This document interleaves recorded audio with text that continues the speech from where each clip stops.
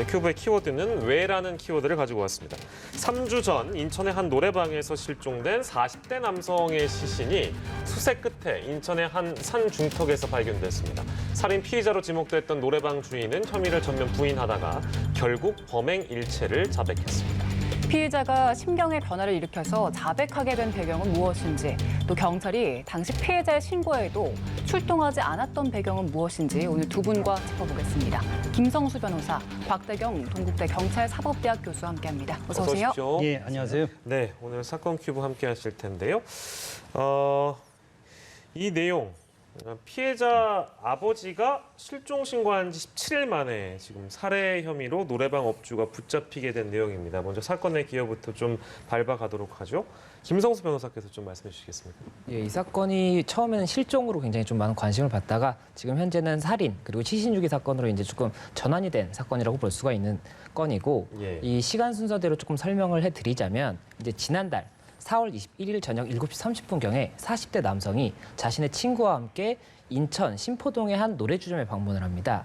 이 노래주점에 방문을 해서 이제 두 사람이 같이 이제 있다가 이 친구가 먼저 10시 50분경에 자기는 돌아가겠다 이렇게 이야기를 하니까 이 40대 남성이 자신은 그러면 조금 더 있다 가겠다 이렇게 이야기를 해서 친구는 먼저 돌아가고, 그 이후에 이 남성의 행적이 그 다음날 새벽 2시 5분에 112에 신고를 합니다. 112에 신고를 해서 그 내용은 술값을 못 냈다라고 하고, 거기서 이제 조금 실랑이 하는 듯한 소리가 녹음이 됐는데 경찰이 따로 신고하지는 않았고, 이 흔적을 마지막으로 이 남성이 아무런 자취가 나타나지가 않게 되니까 이제 26일, 이제 나흘 만에 이 아버지가 아들이 귀가하지 않는다라고 하면서 이제 실종 신고를 하게 되는 겁니다.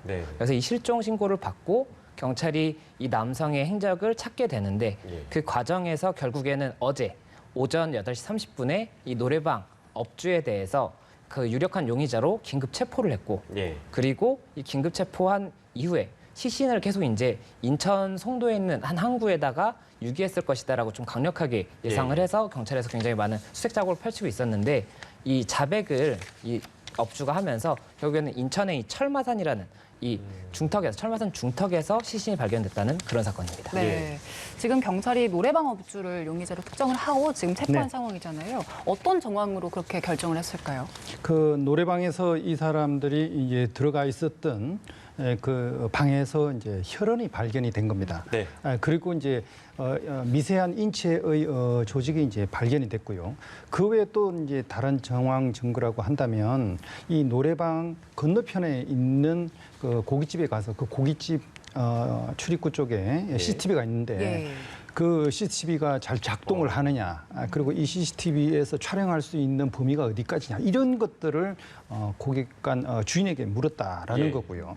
그리고 이제 그 이후에 그 락스 세제를 상당히 용량이 큰 세제를 사고, 그리고 그 지역마다 그 쓰레기 봉투, 종량제 쓰레기 봉투, 그것을 10개를 샀고요.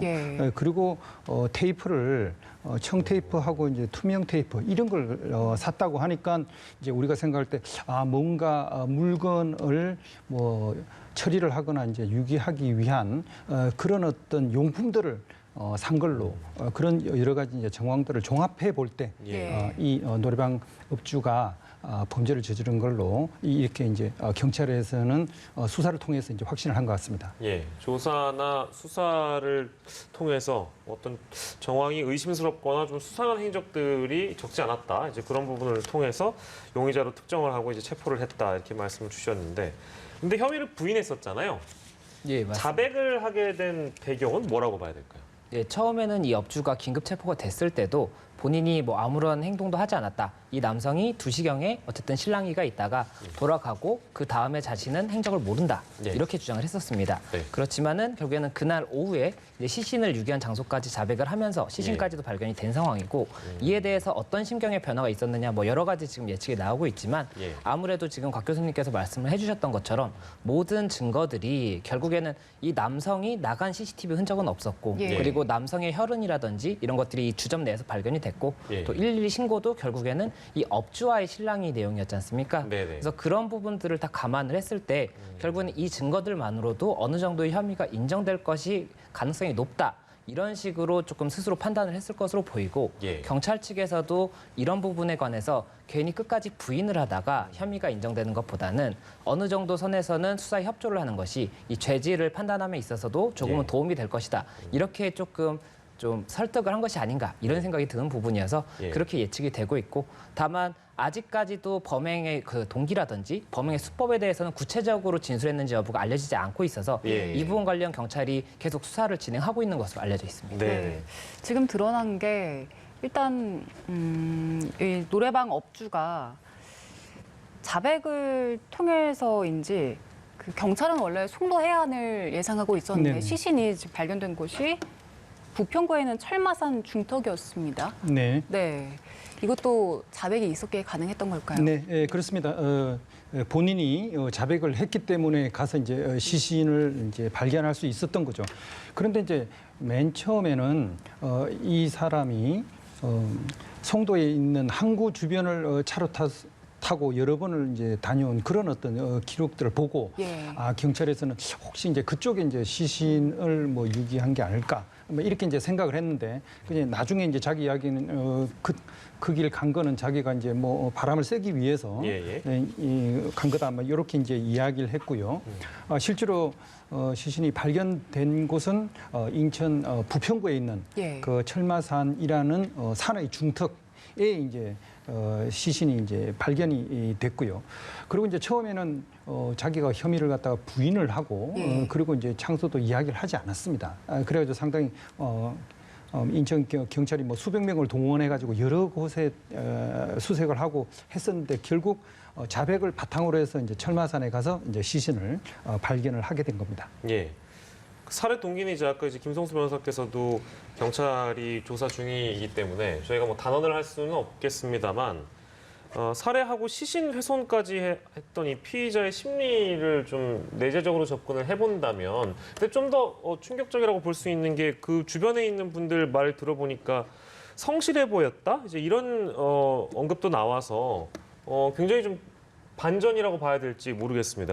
이 심리는 어떻게 좀 봐야 될까요? 예, 결국 뭐 당연히 뭐 이런 서비스 업소를 이용하는 사람들은 뭐 그 대가로 당연히 뭐 비용을 갖다 이제 지불을 하는데 만약에 그런 어떤 술값이라든지 서비스 비용을 갖다 지불하지 않겠다 그러면은 그 가게의 업주하고 뭐 손님들하고 이제 여러 가지 이제 시비가 이제 붙고 이제 문제가 이제 될 것 같습니다.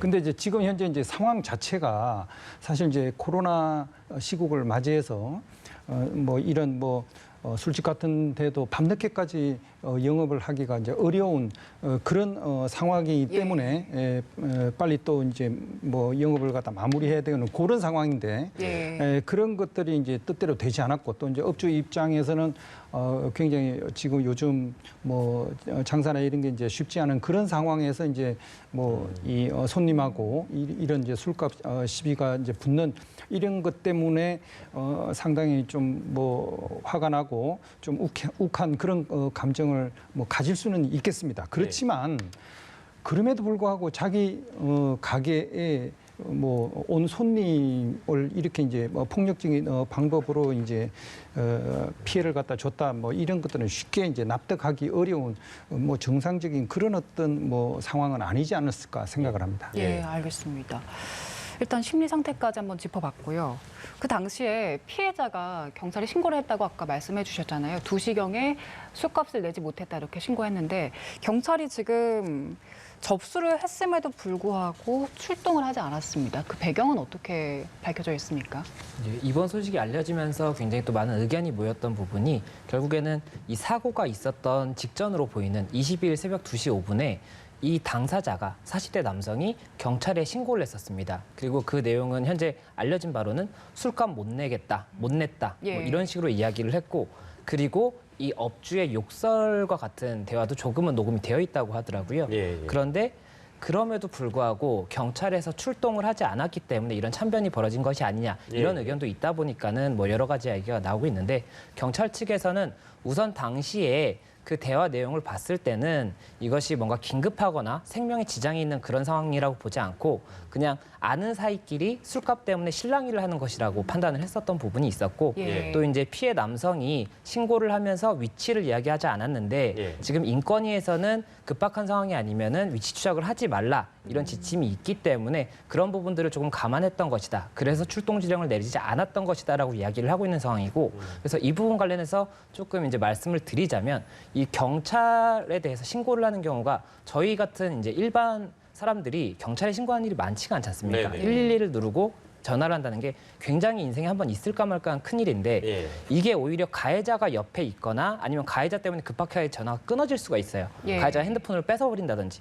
예. 그런데 이런 경우에도 위치를 이야기하지 않았다라든지 예. 내용을 말하지 않았다라고 해서 출동하지 않는다고 하면은 정말 끔찍한 참변이 발생할 수가 있기 때문에 예. 경찰에서는 이게 사람이니까는 실수는 할 수가 있는 부분이지만 예. 매뉴얼을 구체적으로 만들고 정확하게 만든다면 이런 사고들도 미연에 방지할 수가 있는 거거든요. 예. 이번 같은 경우에는 다행히 피해자도 어쨌든 특정이 됐고 어느 정도의 증거도 나왔다지만 그렇지 않은 경우도 더 많을 수가 있기 때문에 예, 예. 이런 부분들에 관해서는 조금은 더 매뉴얼을 구체적으로 만들고 이것을 좀 지킬 수 있도록 독려도 하고 숙지도 시키고 이렇게 해야 되는 것이 아닌가 이런 좀 개인적인 의견을 드리고 싶습니다. 예, 이제 뭐 경찰에 대한 비판도 의견 이해가 갑니다만 실제 출동 지령을 내리는 그런 절차나 이런 프로토콜이 있겠죠. 근데 장소도 실제 언급을 하지 않았고 뭐 이제 그때 당시에 판단을 할 수 있는 배경은 저희가 짚어봤다면 그리고 또 뭐 장난 전화도 워낙에 많다고 하니까 이제 요목조목 따져볼 부분을 따져보고 경찰이 이제 판단을 하는 건데 그러니까 이제 이런 상황에서 경찰만 문제다라고 얘기할 수는 없는 부분이 또 있는 것 같아요, 교수님. 어떻게 보십니까? 네, 그렇습니다. 지금 이제 뭐 결과적으로 보면은 굉장히 그냥 안타까운 일이 이제 발생을 했고요.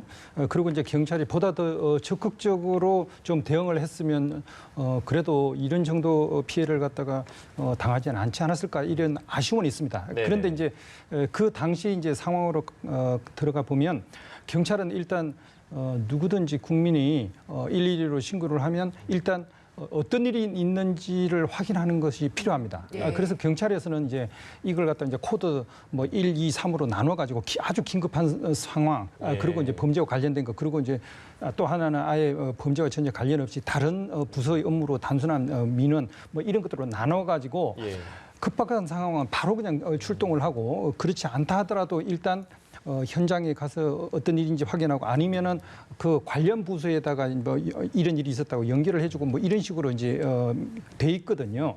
그런데 일단 전화를 했는데 지금 그래서 이제 육하 원칙에 맞게 이야기를 하는 게 나은데 예. 필요한데 위치를 알려주지 않으면 예. 그럼 인천 전역에서 어느 쪽에서 이 신고가 온지를 모르기 때문에 예. 본인이 신고한 사람이 말을 하지 않으면 빨리 그 위치 추적을 해가지고 어느 곳에서 그 전화가 왔는지를 파악을 해야 되는데 이게 긴급한 상황에만 가능한 그런 것 때문에 조금 처음에는 이제 파악하기가 어렵고요.